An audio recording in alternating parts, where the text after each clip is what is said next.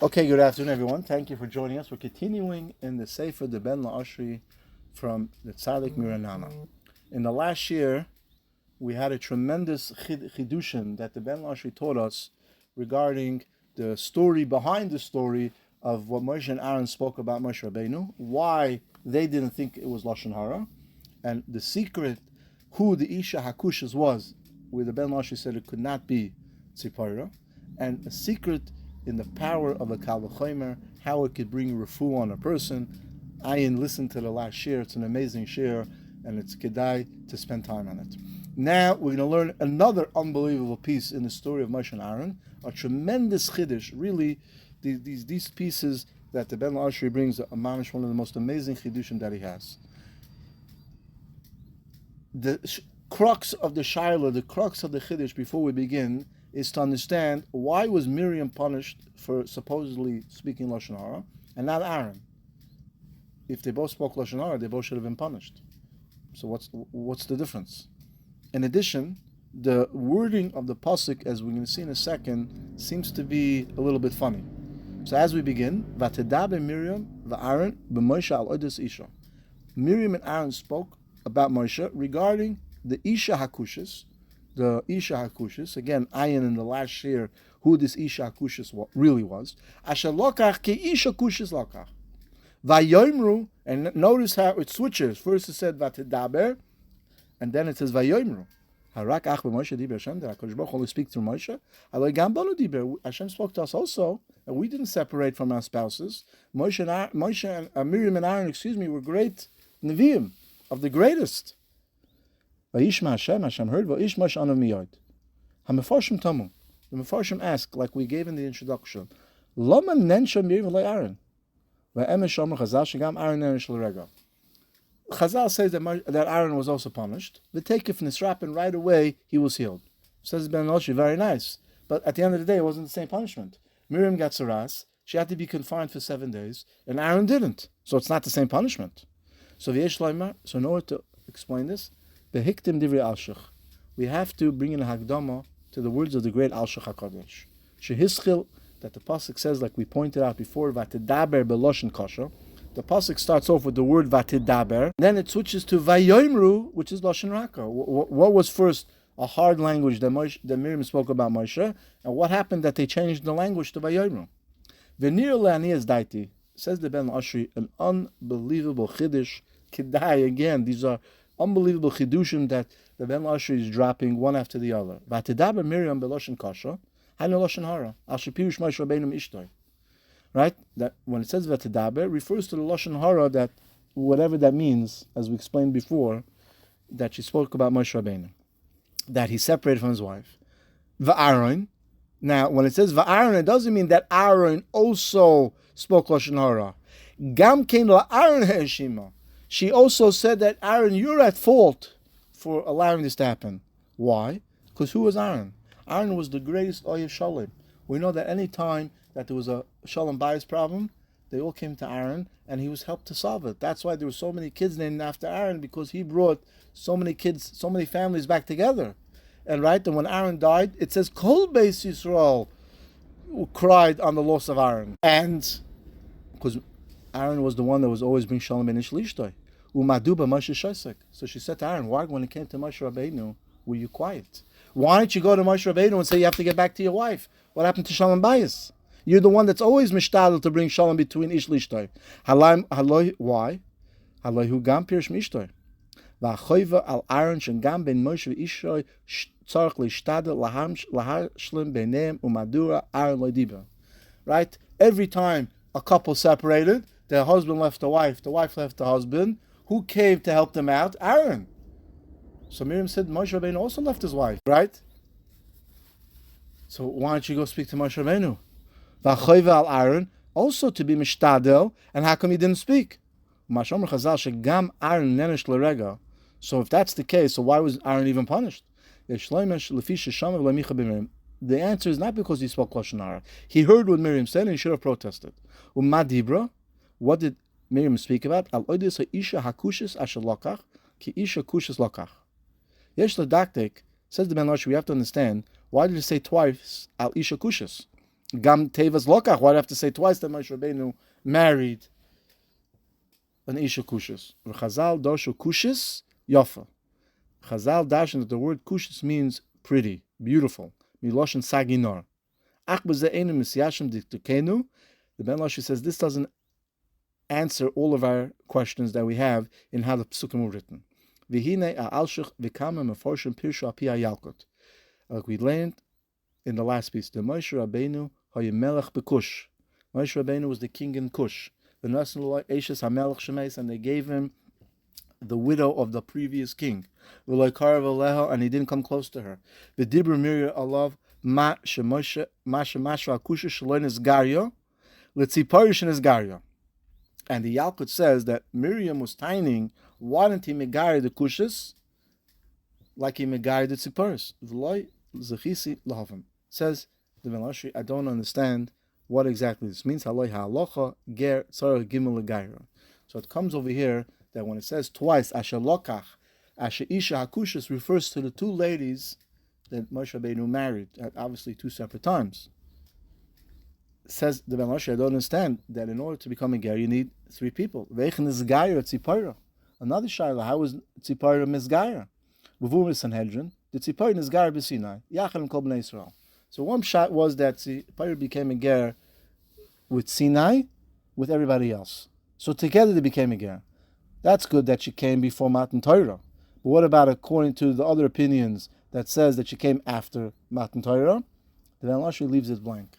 But the Ben Lashri says that the reason that Ahron wasn't punished because Ahron really didn't speak Lashon Hara. It was Miriam at Tzedekes, Miriam and Aviyah was complaining to Ahron, why didn't you make shalom between husband and wife? You're the one that's the dogma, the picture of shalom being ish l'ishtay. You should have spoken to Moshe Rabbeinu. Now, Ahron was punished because he should have was meicheter and he didn't. But Memela, we come from here, a tremendous chiddush, beautiful idea that Ahron Hakohen really did not speak Lashon Hara like Miriam. Again, if Miriam really spoke Lashon Hara, the time that he had was he should have said something to Miriam, and that's why he was punished for a moment. And we're continuing in the next piece. V'atidari Miriam v'Aaron b'Moshe. V'ish Moshe anav miyod. V'yomer Hashem piton. Tamen farshim. Mashach kan sipur ha'nava shal Moshe Rabbeinu alav shalom. Right? We mentioned this in the last year. Why do we have to know now that Moshe was an Anam? What does that have to do with the story? Says the Ben Ashri, a tremendous yisoid. And we should remember this yisoid forever.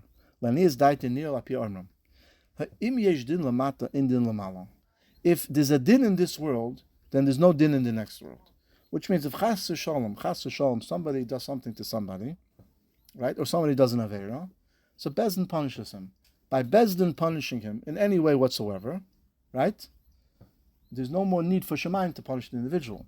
It's not fair. He shouldn't get punished twice, right? That's why there's an Indian that some people before Yom Kippur they get a dogma of Malkus, right? They go to somebody and they said, if I was chas shalom chayiv kares, or I was chayiv something that the punishment would be Malkus, give me Malkus. So it's kaviyochol that Bezdin meted out the punishment in this world, and it saves me from giving punishment from the next world. Some people think it's a joke. It's not really a joke, right? There are many stories that of neshamas that came back to tzaddikim in this world, asked them to give them a psak to help them in the next world, and that helps because there's a rule: im yesh din lamata en din lamala. However, im ein din lamata, if there's no din on this world, then Hashem has to punish the person. Yesh din lamala, and it's a lot worse. And this is the secret. This is the remez that the Torah is teaching us over here. That since Moshe Rabbeinu was such an Anav, right, he basically, was Meichel them. But if he wasn't an Anav, and he would have gotten angry at them, and he would have brought them to a Din Torah, and the Dayana would have said, just apologize to Moshe Rabbeinu, then Hashem wouldn't have had to punish Ahron and Miriam. He wouldn't have had to punish Miriam and Ahron, because they already got the punishment in this world, right? And the Memela, the problem and the reason that they got punished was because Moshe Rabbeinu was an Anav. And he didn't say anything, and he didn't bring them to a Din Torah. It's true that he was a tzaddik. Again, there's some. Even though Moshe Rabbeinu was Meichel them, he should have brought them to a Din Torah and say Moshe Rabbeinu just be Meichel them, and he would say I'm Meichel you, and that's it. Okay, that's the psak. Moshe Rabbeinu was Meichel you, right? Machalach, and they would have went home. But now that Moshe Rabbeinu didn't bring them to Din Torah, right? There's a famous story with the Taz and the Bach. The Bach was an Ish Kodesh Ad Miyod. And he had a son-in-law who was the Taz. The Taz was a tremendous Talmid Chacham, also an Ish Kodesh. And one of the agreements, one of the promises that the Bach gave to the Taz when he became his son-in-law was that he would provide him with meat in order to give him strength to learn. The Taz was a tremendous Amkin. He was a tremendous masmid. He put tremendous koiches into his learning. You could see it from his Pirush on Shulchan Aruch. And the Bach promised that I'm going to give you meat to re-strengthen yourself. Unfortunately, at one point, the Bach became poor, right? And instead of giving him good meat, he gave him lung meat. Now, lung meat is a lower nutrition content than regular meat. And the Taz said that he felt the difference. He felt that it affected his learning. So he took his shver to to a Din Torah, right? Lahavdil, Reb Chaim Kanievsky taking Rav Eliashiv to a Din Torah, right? If we can imagine such a thing, right? Or Kedoyme v'Kedoyme, right? So the whole town was in an uproar. Where the Taz is taking the Bach. How could it be such a thing? You're taking the Gadol Ador, your shver? What's going on over here? Don't you see that he has no money? At the end of the day, the Beis Din Paskin that the meat that the Bach was giving the Taz is the same thing. There's no problem. Meat is meat. It's true that it may have a little bit lower nutrition content. It doesn't give as much koiches, but meat is meat. You don't have to, he didn't specify what type of meat, and therefore they patted him. So now the Taz asked before they adjourned the case if he could say a few words. Okay. So they all thought that he was going to come with a counter argument, and he said, I'm sure everybody's wondering why I would have the chutzpah chas v'sholom to take my great shver, the great tzaddik ador, the great Bach, that says that he had no avera, right? Except for one minute, that he once gave somebody maybe something of not 100% advice, that as a punishment, he had to walk by Gehenna, whatever that means. But really, he was a tzaddik, they sent him straight to Gan Eden. So he said, because Lamaisa, at the end of the day, I know that my shver is going through very difficult financial times. And he had to give me less meat. And I know that he's sacrificing his own family's food, that he's eating to make sure that I have food. But I felt that it was affecting my learning. And I was afraid that in Shemaim, they would punish him for it. But now that I came to Beis Din and Beis Din Paskin in this world, that the meat is the same meat. He's not mechuyev to give me, first cut or second cut. He's mechuyev to give me meat, and he's fulfilling his obligation. So now that Beis Din, so to speak, absolved any taina that Beis Din in Shemayim would have in the Bach, I'm not worried anymore. The Beis Din can't have tainas on him. Why? Yesh din lamato and din lamala. And that's why the pasuk says over here that Moshe was a great anav. As we knew why, to teach us that Moshe Rabbeinu was such a great anav that he basically didn't understand that in Shemayim they may have a taina on Miriam and Ahron, and he should have done something to prevent that from happening. V'ish Moshe anu miyod mikol adam. Asher pnei adam says the next piece. As we're continuing in the Ben La'ashrei. So we're continuing the piece, Asher Noyalnu v'Asher Chatanu, towards the end of the Sefer. A beautiful idea. When Moshe Rabbeinu was coming to ask Mechila for Miriam to HaKadosh Baruch Hu, the shaila is, how could he ask Mechila for her? And let's explain. Yesh lefarish al pi divrei Chazal. Lovash Shmuel, in Sefer Shmuel it says that Shmuel guarded himself, Chalukun shal Yisrael, v'amar chatasin, he said that I did an avera. What does this mean? Pirshu, hamafarshim, da'mevakish al acherim, sha'kadosh baruch hu yechaper lehem. If a person wants to ask a Kadosh Baruch Hu that Hashem should be mechaper an individual, if Ruvain davens on behalf of Shimon, muchuch she'ela eze hishtasus bakasha. It has to be some connection that he has to the bakasha, right? If a person did an avera, right, and now he wants to get forgiveness, and he comes to the tzaddik has to have some sort of connection to ask Hashem for it. Otherwise, why are you coming to ask for forgiveness for this individual? L'chein. And based on that idea, Kisharotza Moshe Rabbeinu Olav Shalom Lispalo, Sheyechaper Lehem HaKadosh Baruch Hu, Al Maisa Ego, when Moshe Rabbeinu wanted HaKadosh Baruch Hu to be Mechaper Klal Yisrael Al Maisa Ego, Shiver Es HaLuchos Kedei Sheyebiyodei Gam Ken Chet Gadol. He broke the Luchos in order that he should also have a Chet Gadol. And even though HaKadosh Baruch Hu said you did the right thing, Lamaisa, in some sort of minute trace, he broke the luchos, right? Vasa tshuva.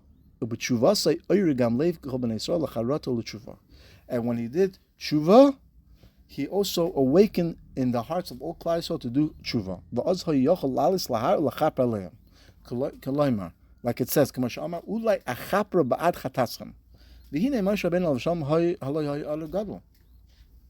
he was a great Anav, right? Now